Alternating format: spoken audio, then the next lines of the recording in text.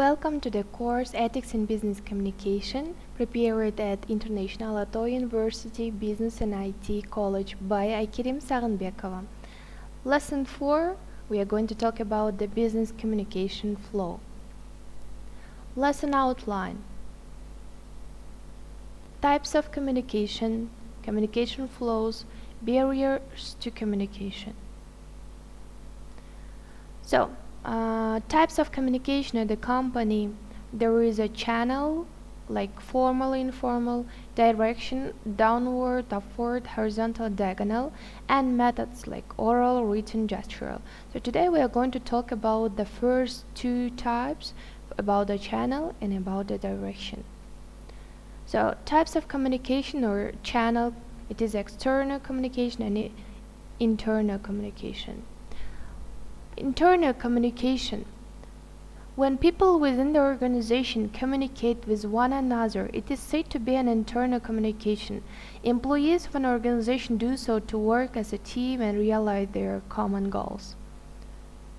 Internal communication could be official or unofficial. It could be individual to individual, individual to group, group to individuals, departments to departments, etc.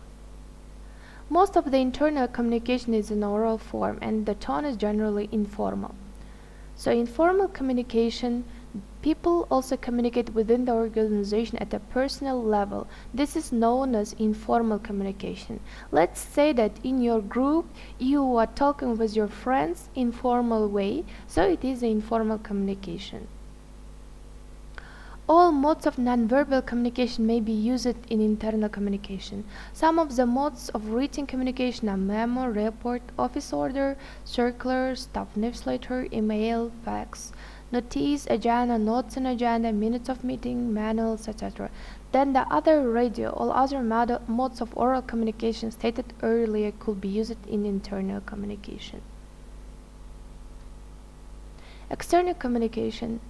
When the people in our organization communicate with anyone outside the organization, it is called external communication.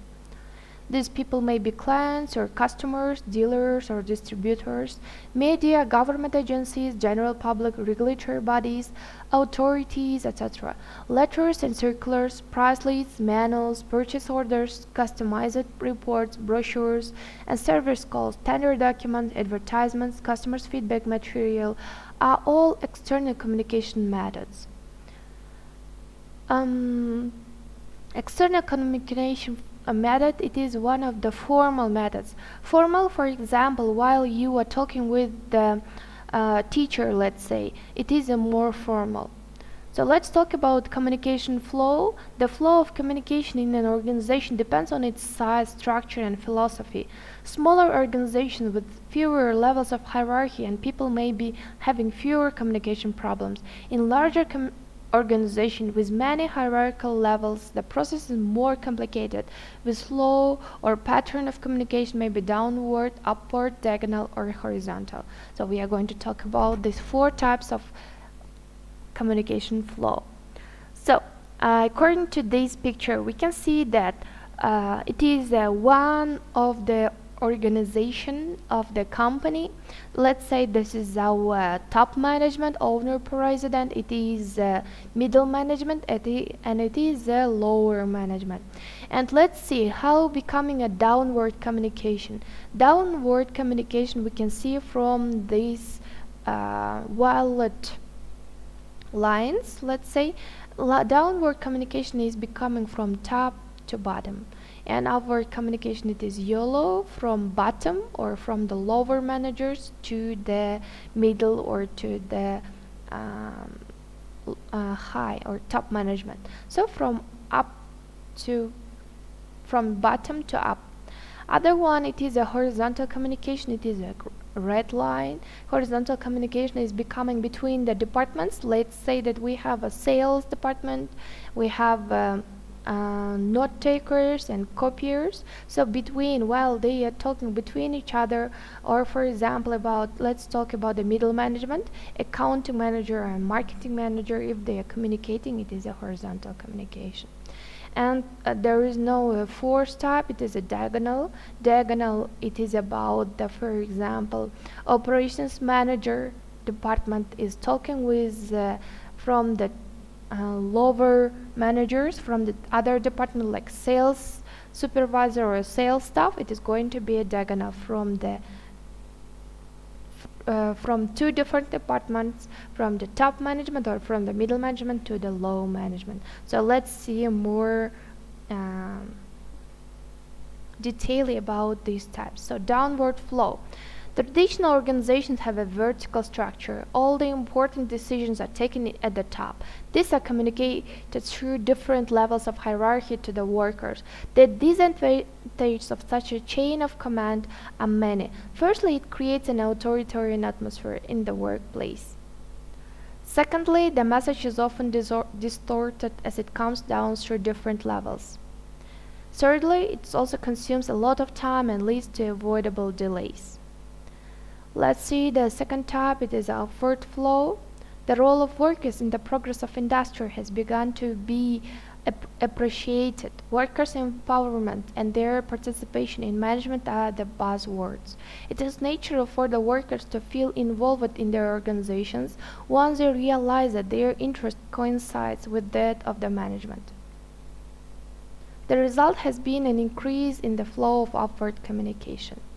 Diagonal flow. Often there arise situations where tasks to be completed involve more than one department in the organization, and there is more often no obvious line of authority. In such circumstances, the insistence on the use of proper channels in communication may affect the efficiency of management and may cause undue delays in the completion of the task. Diagonal communication is based on cooperation, goodwill, and respect between the parties concerned. Horizontal communication. This type of communication flow usually takes place between people of the same status level of hierarchy in the organization. There are many advantages of such openness. Policy decisions are no longer shrouded in mystery. Workers are encouraged to ask questions and understand the compulsions of hard decisions. There is better understanding and coordination. However, it is important to continue to respect the authority, use appropriate language, and show good behavior.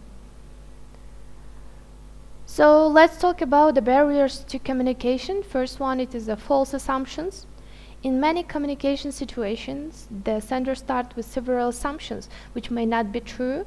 The receiver may also wish to be understood in a certain way and encourage false assumptions by the sender.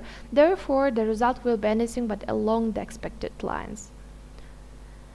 The other barrier to communication is ambiguity. We must remember that our intentions are strictly private. They are only known to us. Therefore, the receiver may not accurately understand the meaning intended by us. A wrong inference is often drawn when the message yields more than one meaning. Passing judgments. Many communication failures are caused because the message tends to pass a judgment against the receiver. Therefore, it is not received at its face value, giving precedence to expression of opinion over the facts, and use of offensive or annoying expressions ensure that the receiver becomes guarded or defensive. Implied meanings. Message may not always convey a meaning in a straightforward manner. If the background of the sender and the receiver is not similar, in such a case it is possible for the latter not to uncover the implied meaning. For example, a reference to weather is often indicative of a desire to change the topic of discussion. Lack of familiarity with slang or colloquial expressions often cause communication failures. Lack of trust, it is another barrier to communication. The relationship between the sender and the receiver plays an important role in effective communication. If the two of them don't share trust and understanding, there is a strong possibility of a communication failure. The information shared by them will be minimal. Both of them will also tend to treat the information received with suspicion. For example, even a compliment paid by a hostile boss is likely to be received by a subordinate with caution. He may wonder what the actual intention of the boss is. So, in this Today we talked about the types of communication, about the internal and external. We discussed about the communication flow types, and we discussed about the barriers of communication. So you're at home, you have to talk about how to make effective communication, what are the types of communication, and what are the types of the communications flow. At home, try to answer for this question according to the today's lesson, and try to give us some example. Thank you for your attention, dear students. See you next lesson.